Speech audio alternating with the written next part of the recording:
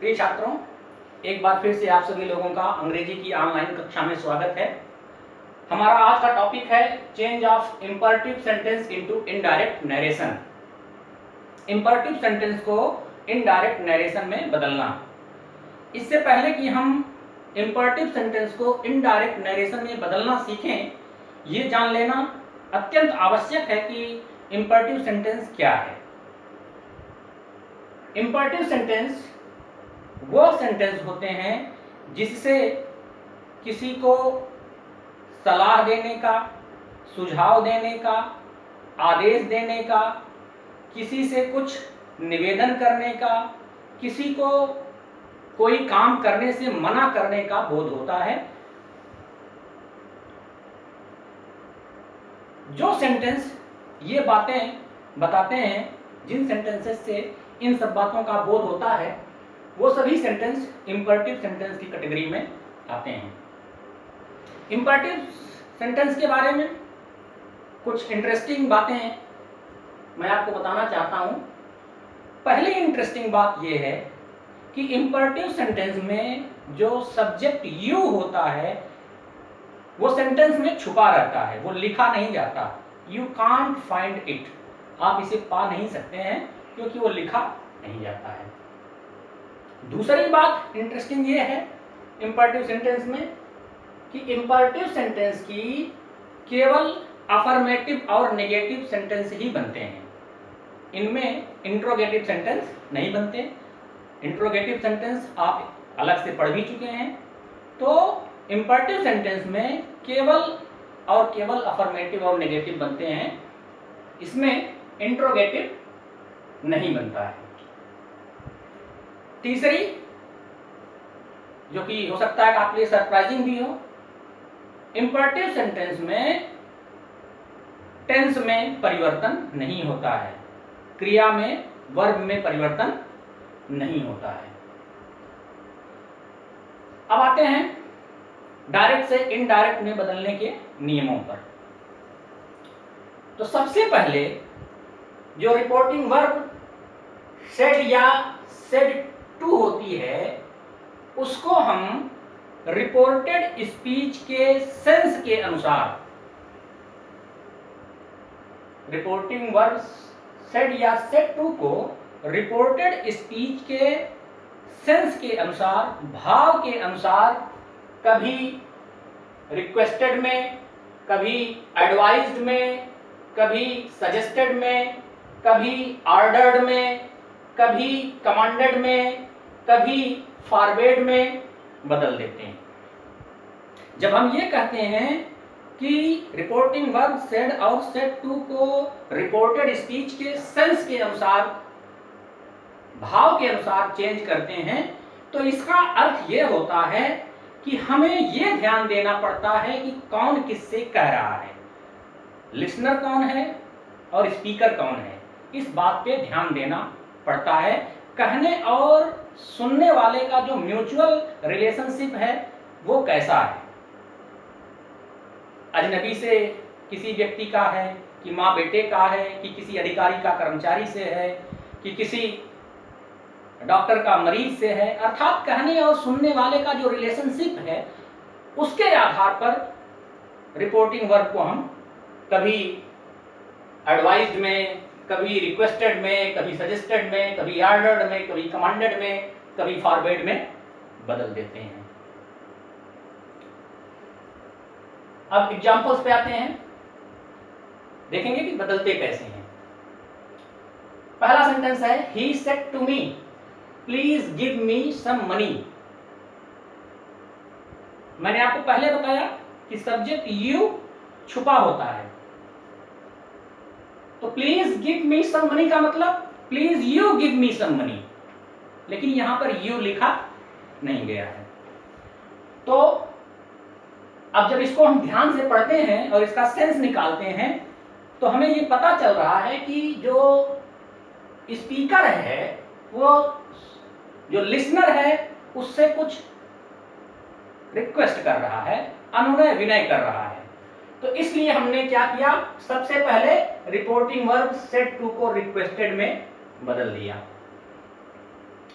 Reporting verb said to को requested में बदल दिया, ऑब्जेक्ट मी ले आए, फिर कॉमा और इन्वर्टेड कॉमा को हटा करके कंजंक्शन टू ले आए।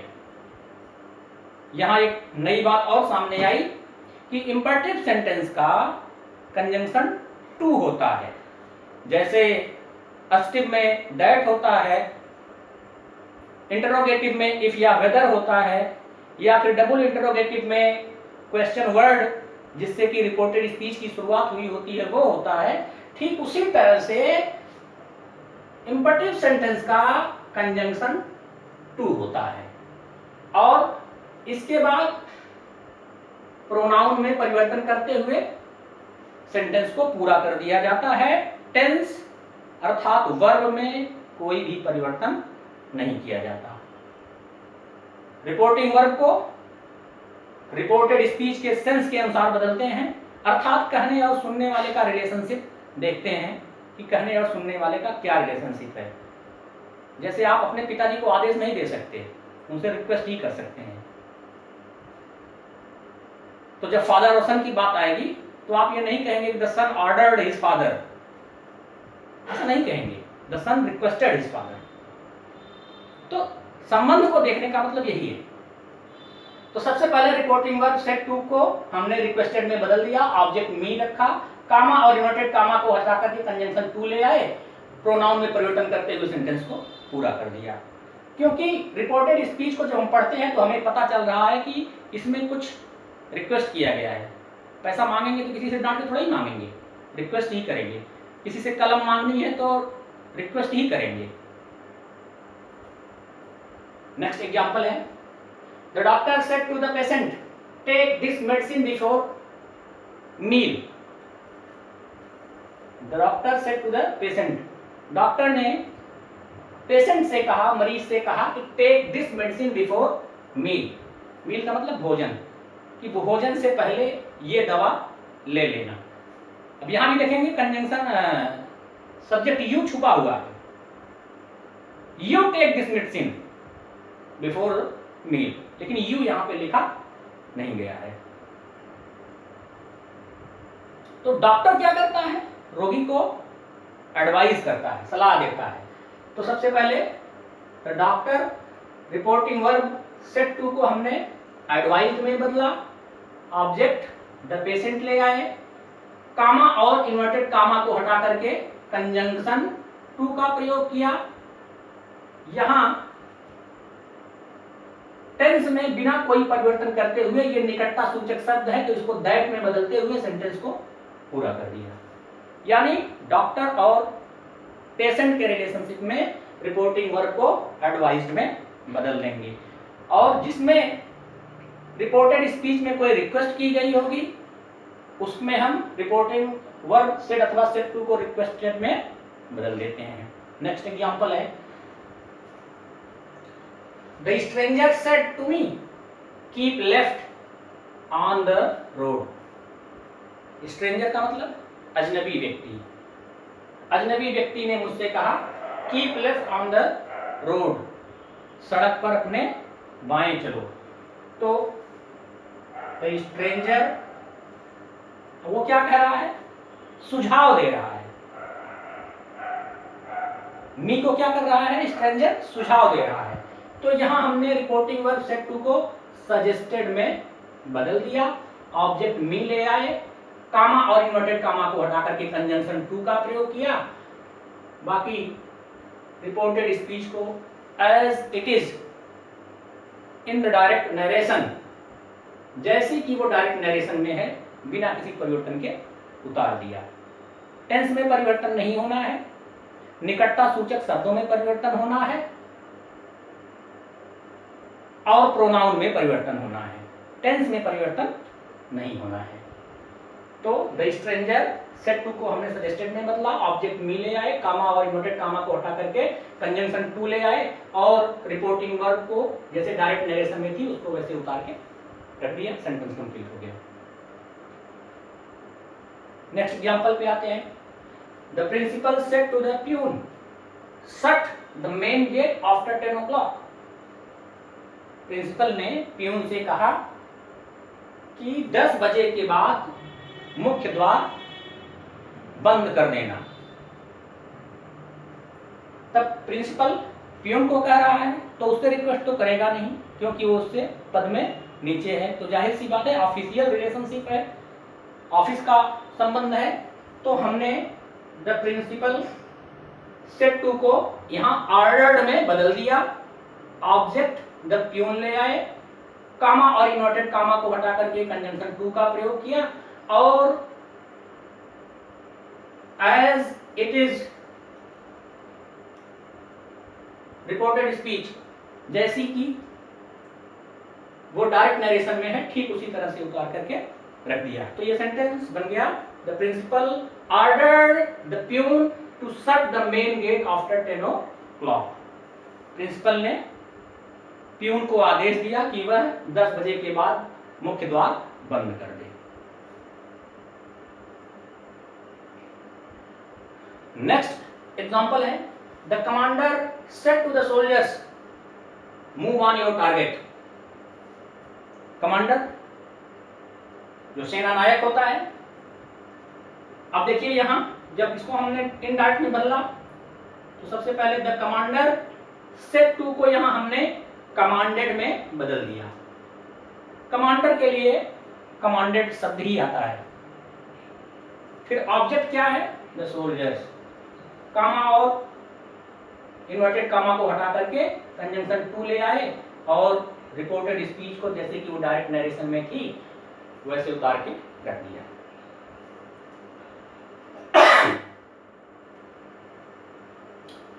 तो कमांडर अगर डायरेक्ट नरेशन में आता है तो उसमें हम रिपोर्टिंग वर्ब सेड अथवा सेड टू को कमांडेड में बदलते हैं।